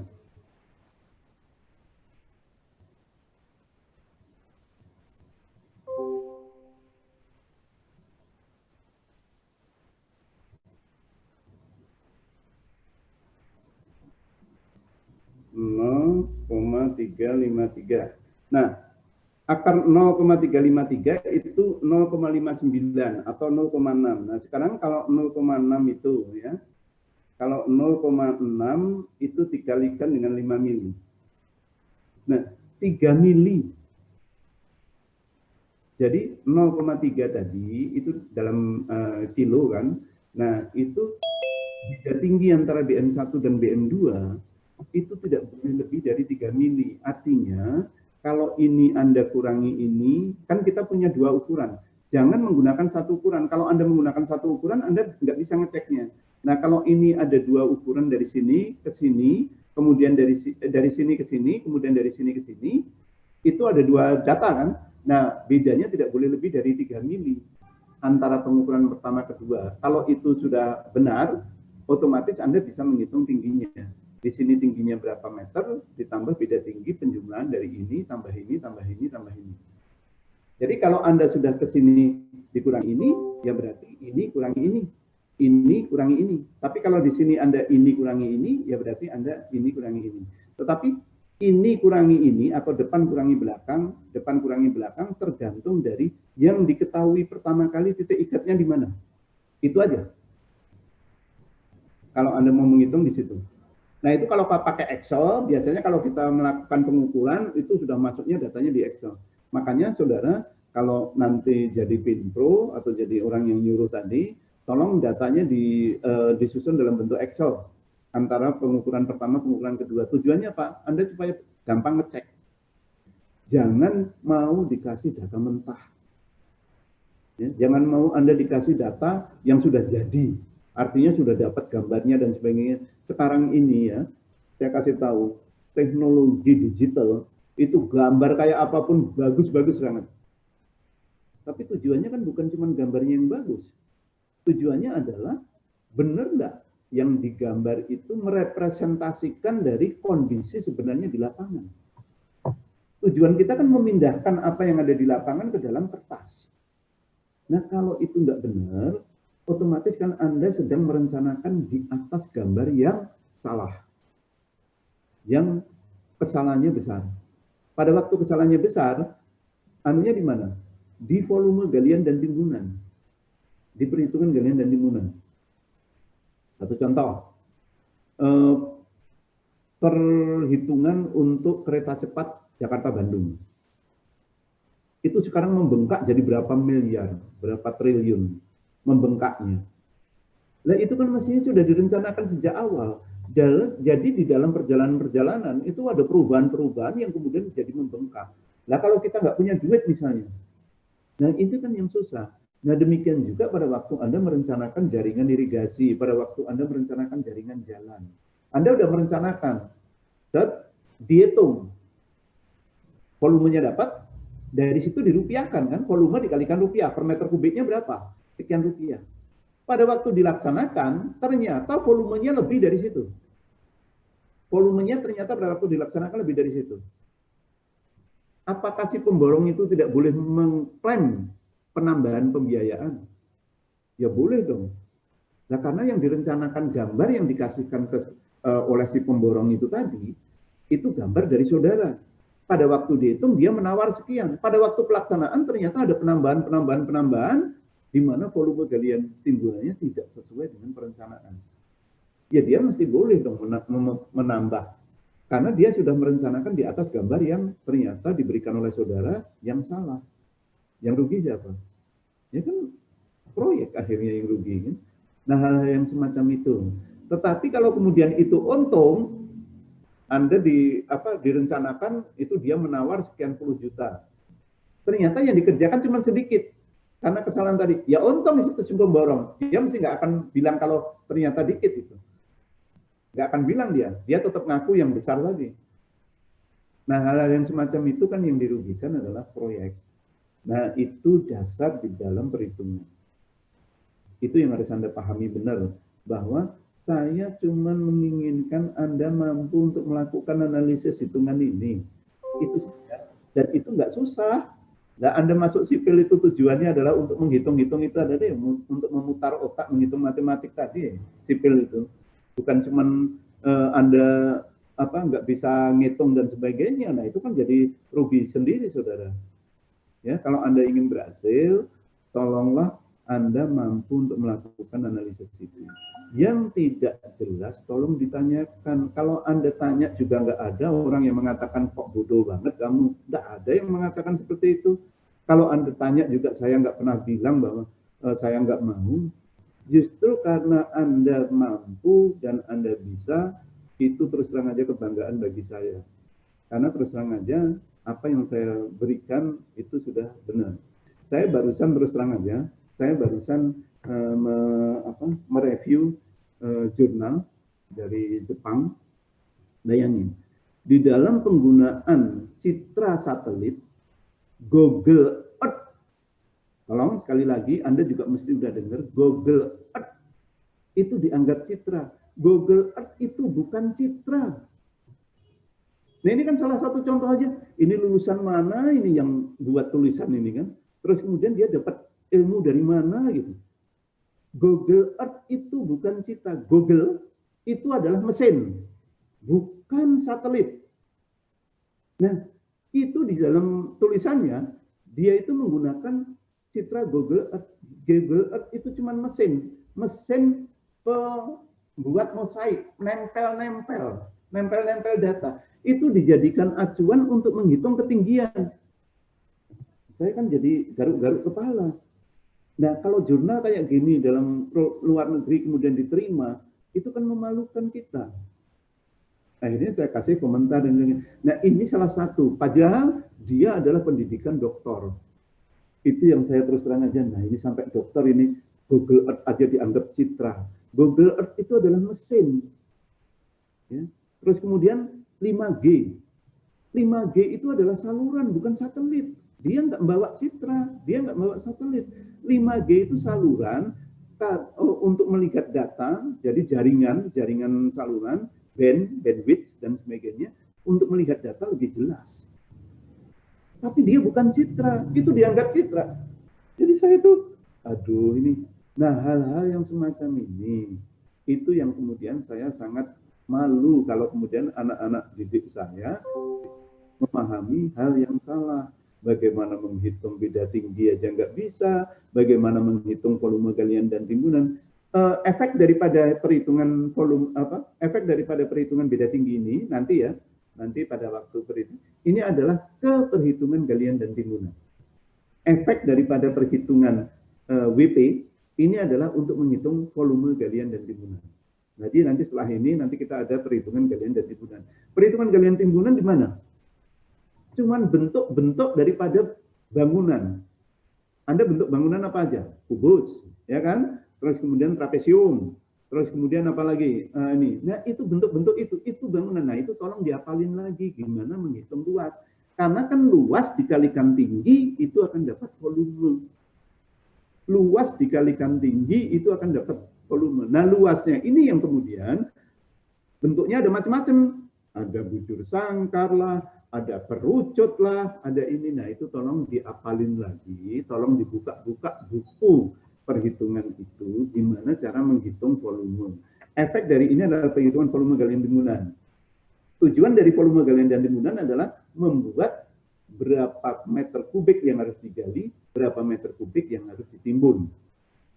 Efeknya kemana? Berapa rupiah per meter kubik. Efeknya ke situ. Berapa meter kubik per meter kubik kalau kita beli tanahnya. Kalau kita kemudian gali berapa meter kubik tanah yang harus kita pindahkan, berapa rupiah untuk memindahkan per meter kubik tanah itu. Nah tujuannya adalah untuk menghitung volume daripada rupiah tadi. Nah itu tujuannya, sehingga bagaimana Anda menghitung beda tinggi, bagaimana menghitung itu tujuannya adalah untuk menghitung tinggi tadi. Ya. Kalau luasnya nanti adalah luas poligon, luas bujur sangkar, luas segitiga, itu luas ke situ. Tetapi pada waktu itu dikalikan dengan tinggi, itu didapatkan dari beda tinggi atau dari pengukuran water pass ini. Nah tujuannya untuk itu. Jelas ya tadi yang tanya tadi. Jadi tolong Anda cuma tinggal mengingat-ingat, ya. Anda tinggal mengingat-ingat. Anda depan kurangi belakang atau belakang kurangi depan. Ingat-ingat itu, konsistensi. Jadi kalau udah belakang kurangi depan, ulangi depan semua. belakang kurangi depan semua. Kalau Anda belakang kurangi depan, semuanya belakang kurangi depan, baru dijumlahkan. Karena kan kita ngitungnya per selah, ngitungnya per satu kali berdiri alat, itu dinamakan satu selah. Ngitungnya per itu. Nah, itu dijumlahkan semua. Semua selah itu dijumlahkan, sehingga kita dapat beda tinggi antara BM1 sampai ke BM2. Jelas?